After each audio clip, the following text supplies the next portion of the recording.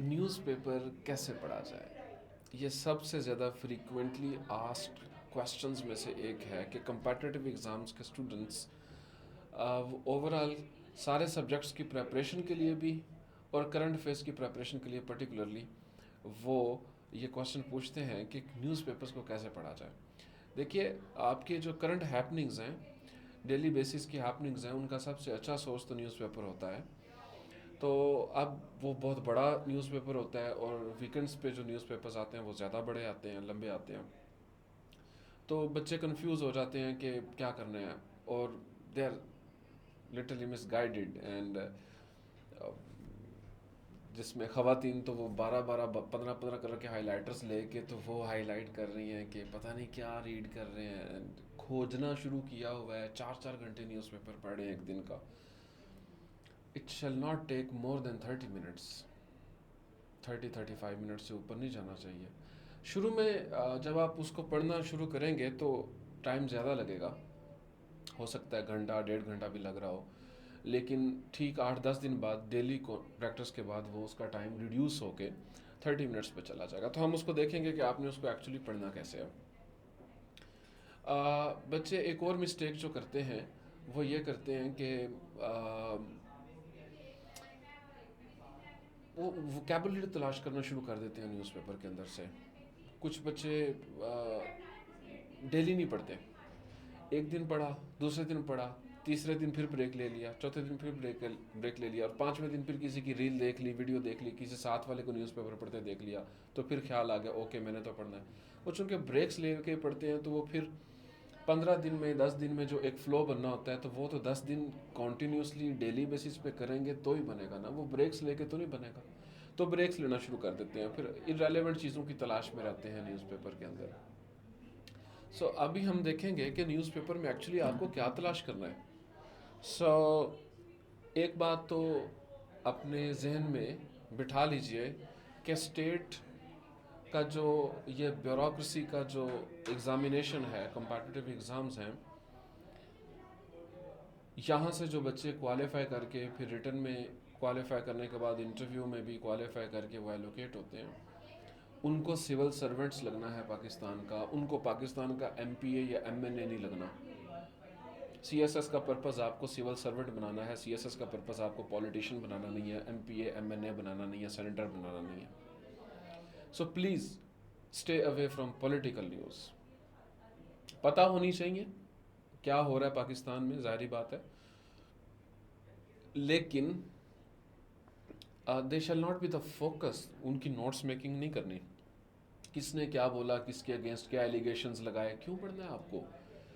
CSS का exam issue related है कि आपकी इश्यूज़ की कॉम्प्रीहेंशन कितनी अच्छी है, डेप्थ कितनी अच्छी है, उनकी कॉजेज़ को आप कितना अच्छा कॉम्प्रीहेंड करते हैं, उनके आप कितनी इन डेप्थ स्टडी है, और आपके ख्याल से इसको कैसे रिजॉल्व किया जा सकता है, आप किस हद तक सोल्यूशन ओरिएंटेड पर्सन हैं, यह है सीएसएस। तो उसमें आप पॉलिटिक्स को साइड पे कर दें, पाकिस्तान की जो पॉलिटिक्स है, डोमेस्टिक पॉलिटिक्स है, उसको साइड पे कर दें। उसको अगर पढ़ना भी है तो सिर्फ पढ़ने की हद तक। It shall not B part of your notes making, it shall not B part of your syllabus, और वो सिलेबस का पार्ट है भी नहीं है बाय द वे। आप पिछले 5-6 साल के पास पेपर्स उठा लीजिए, आपको पॉलिटिकल न्यूज़ पे कोई कोई सवाल नज़र नहीं आएगा। हाँ, पॉलिटिकल इंस्टेबिलिटी एकेडमिक्स का एक टॉपिक है, उसमें आ जाए, डेमोक्रेसी पे आ जाए, कॉन्स्टिट्यूशनल डेवलपमेंट्स पे आ जाए, वो तो समझ आता है, it make sense. But political parties आपस में क्या एलिगेशंस लगा रही हैं, कौन जेल में जा रहा है, कौन जेल से वापस आ रहा है, तो that shell not be your concern. आप इस सब से ऊपर हो, इस सब से बियॉन्ड हो। आपने पॉलिटिशियंस आते जाते रहेंगे, गवर्नमेंट्स आती जाती रहेंगी, लेकिन सिविल सर्वेंट का काम है अनबायस्ड हो के रियासत को सर्व करना, लोगों को सर्व करना, एंड दैट्स इट। इस बात से बाहर आ जाइए कि आपको पॉलिटिकल न्यूज़ भी आपका कंसर्न होनी चाहिए। दूसरी चीज़ कि फिर अगर ये है तो फिर क्या होना चाहिए। पहला एलिमिनेशन तो हमने लगा लिया कि जो पॉलिटिकल न्यूज़ है वो सारी साइड पे, पॉलिटिकल केसेस हैं, पॉलिटिकल न्यूज़ हैं, वो सारा साइड पे हो गया। आई थिंक ये 20-30% ऑफ योर न्यूज़पेपर साइड पे हो गया। दूसरा शोबिस का पेज, वो भी साइड पे हो गया। क्या करना है शोबिस देख के, जिनको आपने पढ़ना है वो आप ऑलरेडी उनको उस पे इंस्टा पे फॉलो करते हो। सिमिलरली प्रॉपर्टीज़ और इस तरह के जो लेन देन वाले बिजनेस पेजेस हैं उनको भी साइड पे कर दें। ख़ास तौर पे रिश्तों वाला पेज तो बिल्कुल साइड पे कर दें। आपने क्या करना है उधर से रिश्ता ढूंढ के अपना। तो अब ये वाले पेजेस भी एलिमिनेट हो गए। So you have eliminated around 40 to 50% of your newspaper. Now अब आ जाते हैं अदर चीज़ों पे कि आपने इसके अलावा मज़ीद क्या पढ़ना है। अब आपने पढ़ने हैं इश्यूज़। इश्यूज़ पढ़ने हैं दो तरह के। एक पढ़ने हैं नेशनल इश्यूज़, दूसरे पढ़ने हैं आपने इंटरनेशनल इश्यूज़। नेशनल इश्यूज़ वो पढ़ने हैं जिनका नेशनल लेवल इम्पैक्ट हो। सिमिलरली इंटरनेशनल जिनका या तो इंटरनेशनल लेवल इम्पैक्ट हो या फिर पाकिस्तान लेवल इम्पैक्ट हो। ये दो पढ़ने हैं। सो पाकिस्तान में वाटर का इशू है, वाटर क्राइसिस है, इकोनॉमी है, एनर्जी का इशू है, टेररिज्म का इशू है, क्लाइमेट चेंज का इशू है। So these issues have national level impact from GB to Karachi. मतलब आप जो सारा पाकिस्तान इसमें कवर होता नज़र आएगा। जो GB और AJ के हैं जिनका स्टेटस पाकिस्तान वाला तो नहीं है, उनको हम एक अनरिजॉल्व डिस्प्यूट के तौर पे परसीव करते हैं कि जब तक उसका फैसला नहीं हो जाता तब तक वो उनका एक स्पेशल स्टेटस रहेगा। सो GB और AJ के जो स्पेशल जोन्स हैं आपके वो ऐड करके, और जो रिमेनिंग पाकिस्तान है सारा ऐड कर लें।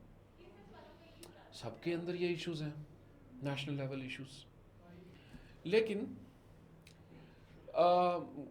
किसी एक शहर में, लाहौर में, कराची में स्ट्रीट क्राइम्स आ गए हैं या बढ़ रहे हैं, तो वो उस शहर का मसला है, वो स्टेट लेवल इशू नहीं है।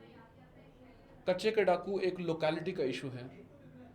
वो पंजाब और सिंध का जो कंबाइंड एरिया है जहाँ पे ये इनके बॉर्डर्स मिलते हैं राजनपुर वाली साइड पे, और वो सारा एरिया जो अप टू सिंध, वो सारा वो एक लोकेलिटी का इशू है। उसका पेशावर पे कोई इफेक्ट नहीं है, कोयटा पे कोई इफेक्ट नहीं है, लाहौर पे नहीं है, AJ के GB पे नहीं है।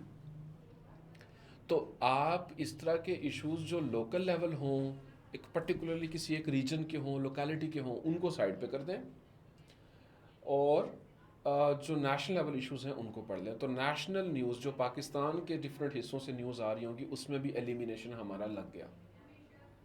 सिमिलरली इंटरनेशनल इश्यूज में Ukraine, Gaza, Indo Pacific, US, Trump ने क्या कहा, कौन किसको मिला जाके, किसने क्या एग्रीमेंट किया, क्या डील हुई, वो तो हम पढ़ेंगे। लेकिन कोई दो स्मॉल अफ्रीकन स्टेट्स आपस में किसी बात पे लड़ पड़ी हैं, या थाईलैंड और कंबोडिया लड़ पड़े थे कुछ टाइम पहले, तो उसका इंटरनेशनल लेवल इम्पैक्ट नहीं है, और पाकिस्तान पे तो बिल्कुल भी नहीं है। तो ऐसी डेवलपमेंट्स जो इतनी माइनर हों वो फिर आपके नोट्स मेकिंग का हिस्सा नहीं होंगी, वो आपके सिलेबस का हिस्सा नहीं होंगी। एग्जामिनर जो है वो बहुत बड़े इम्पैक्ट लेवल को जाके टच करता है, और वो वहाँ पे आपकी कॉम्प्रिहेंशन और डेप्थ देखना चाहता है। सिमिलरली दुनिया में कोई एग्रीमेंट हुआ है, फॉर एग्जांपल कॉप होती है, कॉन्फ्रेंस ऑफ पार्टीज़ होती है हर साल, उसमें कोई इंपॉर्टेंट डेवलपमेंट्स हुई हैं वो बिल्कुल देखनी चाहिए आपको। कोई पीस डील होती है, कोई फॉर एग्जांपल यूक्रेन रशिया के दरमियान कोई पीस डील आने वाले महीनों में अगर हो जाती है तो that's going to be a big topic. US Iran की पाकिस्तान ने फैसिलिटेट करके सीज़ फायर करवाई है, दैट्स अ बिग टॉपिक। उस डील में क्या बातें हुई हैं, पाकिस्तान का क्या रोल है, पाकिस्तान ने इस डील से अपना जियोपॉलिटिकल और डिप्लोमेटिक प्रोफाइल कहाँ पे पहुँचा लिया है, ये पढ़ें आप, बहुत अच्छा पढ़ें इस पर। तो नेशनल लेवल पे वापस अगर आ जाएं, तो अगर कोई पॉलिसी आई है, कोई चाइल्ड प्रोटेक्शन से रिलेटेड कोई पॉलिसी आ गई है, कोई इन्वायरमेंट से रिलेटेड आ गई है, कोई इकोनॉमी से रिलेटेड, एनर्जी से रिलेटेड, तो उसको प्लीज़ देखिए, पॉलिसी डॉक्यूमेंट्स को देखिए। कोई कॉन्स्टिट्यूशनल डेवलपमेंट हो रही है, कोई कॉन्स्टिट्यूशनल प्रपोजल आ गया कि जी ये वाली अमेंडमेंट भी कर लें, आजकल 28th अमेंडमेंट की डिबेट हो रही है, तो अगर उसका कोई प्रपोजल सामने आता है कि उसमें ये चीज़ें सजेस्ट की जा रही हैं तो उसको भी देखें। और 27th अमेंडमेंट्स जो हैं दोनों, वो बहुत रिसेंट है, वो बहुत अच्छी आनी चाहिए आपको। उन पे कोई न्यूज़ आती है, उन पे कोई कमेंट आता है, चाहे वो उनके फेवर में आए, चाहे वो उनके ऊपर क्रिटिकल कमेंट आए, तो उसको भी देखिए। तो आपने इस तरीके से फिल्ट्रेशन करनी है, तो अराउंड 30% के करीब आपका न्यूज़पेपर रेलेवेंट रह जाएगा। So same goes for articles, opinion articles. उसमें आपके पास जो हम रखेंगे, प्राइमरी फोकस देंगे, वो देंगे हम कौन से आर्टिकल्स को जो इन इश्यूज से हों, नेशनल इंटरनेशनल इशू से रिलेटेड हों। बाकी हेरिटेज से रिलेटेड, कल्चर से रिलेटेड एट्सेट्रा, इस तरह के जो माइनर टॉपिक्स हैं आपके कंपेटिटिव एग्जाम्स के, सो उनको वैसे पढ़ लें, वो इंग्लिश ऐसे वगैरह में आपको हेल्प आउट कर देंगे, बट उनको वो वाला आप सिग्निफिकेंस या इंपॉर्टेंस नहीं देंगे। ओके, तो इसके बाद एक्सट्रैक्शंस क्या करनी है, जो स्पेसिफिक बात है सिर्फ वो एक्सट्रैक्ट करनी है। बच्चे क्या करते हैं, वो सेंटेंसेस और पैराग्राफ्स भी उठा उठा के ना एक्सट्रैक्ट करना शुरू कर देते हैं। जस्ट बिकॉज एक सेंटेंस या एक पैराग्राफ के अंदर ऐसे वर्ड्स यूज हुए हैं जो आपको नहीं आते, डज नॉट नेसेसरीली मीन कि उसके अंदर बड़ी टेक्निकल बातें हुई हैं। कॉमन सेंस की बात अगर किसी ने कर दी है कि जी in order to uplift Pakistan's diplomatic profile, Pakistan needs to strengthen its export base, Pakistan needs to improve its economy, Pakistan needs to improve its tax to GDP ratio, reduce the debt to GDP ratio, so that the soft image of Pakistan gets improved। And अब ये common sense की बातें हैं, तो आपको वैसे भी पता है, आप सीएसएस के स्टूडेंट हो कि हाँ एक्सपोर्ट ज़्यादा होनी चाहिए, इम्पोर्ट कम होनी चाहिए, इकोनॉमी का बड़ा रोल होता है अब डिप्लोमेसी में, क्योंकि हम इंटरनेशनल पॉलिटिकल इकोनॉमी के दौर में जी रहे हैं। सो ये कॉमन सेंस की बात है, आप इनको भी पूरा पूरा सेंटेंस लिखना शुरू कर देते हैं, कॉपी करना शुरू कर देते हैं। अगर किसी ने कुछ केस स्टडी दिया कि फ़लाँ स्टेट ए ने, उनके पास भी ये मसला था, उन्होंने कुछ साल पहले ये काम किया, ये काम करके उसके 4-5 साल बाद प्री पोस्ट रिजल्ट का कंपैरिजन है, तो वो ये कंपैरिजन है, वो ऐसे वो उस मसले से बाहर आ गए, now that's a successful case study, please note it down. But अगर कॉमन सेंस की बातें हैं, जस्ट टॉक्स अबाउट टॉक्स हैं, बस फ़र्क किया कि वो अच्छे अल्फाज में, तो आप उनके छापे लगा रहे हैं, नोट कर रहे हैं, नोट्स बना रहे हैं, इस तरह रंग बिरंगा किया हुआ न्यूज़पेपर पूरा। 20 रुपये के न्यूज़पेपर के ऊपर 500 रुपये के हाईलाइटर लगा देंगे। आप लोगों का वाकई इकोनॉमी को लेके अंडरस्टैंडिंग ठीक होने वाला है ना फिर तो। फिर सिमिलरली डेटा कहाँ से एक्सट्रैक्ट करना है, नेशनल लेवल जो डेटा होता है ना, उसको कोशिश किया करें ईयरली आप नोट किया करें। अब ईयरली डेटा नोट करने का सबसे अच्छा तरीका क्या होता है, 2 मेजर फाइल्स हैं आपकी, इकोनॉमिक सर्वे ऑफ पाकिस्तान और बजट की file. So economic survey of Pakistan physical year 2025 to 2026 और बजट की फाइल 2026 to 2027। तो इनके अंदर targets, data, growth, 70 to 80% of your data वो यहाँ से आ रहा होता है। सोशल इंडिकेटर्स भी कि पॉवर्टी कहाँ पहुँच गई है एट्सेट्रा, इकोनॉमी के इंडिकेटर्स भी, इनर्जी के इंडिकेटर्स भी, स्पेंडिंग्स के इंडिकेटर्स भी, आपके अर्निंग्स के इंडिकेटर्स भी, किस सेक्टर से कितने पैसे जनरेट हो रहे हैं, वो सारा इन 2 फाइल्स में होता है। और कुछ रिपोर्ट्स होती हैं जो अदर दैन दीज 2 फाइल्स आती हैं, कोई IMF की रिपोर्ट आ गई है, वर्ल्ड बैंक की रिपोर्ट आ गई है, UNDP की कोई रिपोर्ट आ गई है, तो वो वहाँ से आ जाएगा। सो मेजर डेटा आपका ये होता है जो आपने एक पेज पे लिख के, अच्छा सा एक खूबसूरत से पेज पे लिख के, बड़े प्रिसाइज बुलेट्स की फॉर्म में, तो आपका जो हॉस्टल या आपका घर है जहाँ, वहाँ पे आपने दीवार पे लगा लेना, जहाँ पे आप अपना डेली जूता उतारते हैं या जूता पहनते हैं। तो अब ये बड़ा गलत हो गया कि जूता उतारते हैं, जूता पहनते हैं, तो वो नहीं है जो मैं आप सोच रहे हैं, मैं वो नहीं कहना चाह रहा। मैं ये कहना चाह रहा हूँ कि ये वो जगह होती है आपके रूम की जहाँ पे आपको डेली 1 मिनट खड़ा होना है 2 दफ़ा। तो उस वक्त सामने चार्ट पे एक नज़र डाल लें, इसको अपनी विजुअल मेमोरी का हिस्सा बनाना है, आपने इसको रट्टे नहीं लगाने। डेटा की सेंस बनाएंगे, वो यहाँ पे रह जाएगा, यहाँ पे दिमाग में बैठ जाएगा। Humans are born this way के लॉजिकल इन्फॉर्मेशन को रिटेन कर लेते हैं। जब आप कहते हैं ना कि हम डेटा को रट्टा लगा रहे हैं, आप 6000 साल की ह्यूमन एवोल्यूशन की जो हिस्ट्री है ना, जिसमें इंसान की जो नॉन हिस्ट्री है, जिसमें उसने हिस्ट्री को नोट डाउन किया, आप उसको डिनाई कर रहे हैं। आप डिनाई ना करें, लॉजिकल इन्फॉर्मेशन इंसान वैसे ही यहाँ पे कर जाता है। आप डेटा को याद करते हैं without making sense. So make the sense of that data कि ये इंडिकेटर इतना हाई क्यों है, ये इतना लो क्यों है, यहाँ से निकलता नहीं वो। सो लॉजिक ढूंढें। तो चाहे आपका न्यूज़पेपर हो, ओपिनियन आर्टिकल्स हों या न्यूज़ हों, उनके ऊपर आपने ये वाले मेजर चेक्स लगाने हैं। सिमिलरली जब आप 15 दिन ये चेक्स लगा के आप न्यूज़पेपर पढ़ लेंगे ना, तो उसके बाद क्या होगा कि 16वें दिन कुछ ना कुछ हल्की फुल्की अमेंडमेंट्स न्यूज़पेपर स्ट्रेटजी में आप खुद भी लगा लेंगे, और वो ठीक होंगी क्योंकि आपने 15 दिन डेली एक प्रैक्टिस कर लिया। तो इसलिए आपने देखना है। एक छोटी सी चीज़ देखते हैं, एक मेरा ख्याल है हमारे पास एक पेज है। ओके, सो पाकिस्तान ने जो यूएस और ईरान के दरमियान जो डील कराई है, ये उसके ऊपर न्यूज़ है। तो आपको पता है कि ये बहुत इंपॉर्टेंट टॉपिक है क्योंकि ये इंटरनेशनल टॉपिक भी है, यूएस ईरान वॉर, और इसका पाकिस्तान लेवल इम्पैक्ट भी है। तो इसको डिटेल में पढ़ना है कि इसका जो एमओयू हुआ था उसके अंदर क्या बातें हुई थी। ठीक है। सिमिलरली ये सीसीडी वाला जो हमारा रावलपिंडी या गुजरात साइड पे एक इंसिडेंट हुआ है पिछले दिनों के, उन्होंने इस तरीके से, वो एक फैमिली ऑस्ट्रेलिया की आई हुई थी, तो उनके साथ एक्सीडेंट हुआ, उनकी छोटी बेटी थी, शी गॉट मर्डर्ड। तो अब ये कोई नेशनल लेवल न्यूज़ नहीं, इंटरनेशनल लेवल न्यूज़ नहीं। हाँ, कभी हम अगर एक्स्ट्रा जुडिशल मर्डर्स के ऊपर कभी कोई आर्ग्यूमेंट या किसी इंटरव्यू में हमें कोई आंसर करना पड़ जाए, तो इस तरह के किसी क्रिटिकल क्वेश्चन का, तो वहाँ पे हम इसको एक केस स्टडी के तौर पे मेंशन तो कर सकते हैं, but it's not a topic of your syllabus. Similarly आपके फाइनेंस मिनिस्टर कह रहे हैं कि हमने पिछले बजट में जो ग्रोथ के टारगेट्स रखे थे, वो हमारे से जो टारगेट्स मिस हुए हैं वो ग्लोबल और रीजनल शॉक्स की वजह से हुए हैं। He is referring to the US Iran war, blockade of strait of Hormuz, international जो प्राइस हाइक है एनर्जी का वगैरह वगैरह, वो उनको कर रहे हैं। तो इसको पढ़ लीजिए कि वो क्या कह रहे हैं।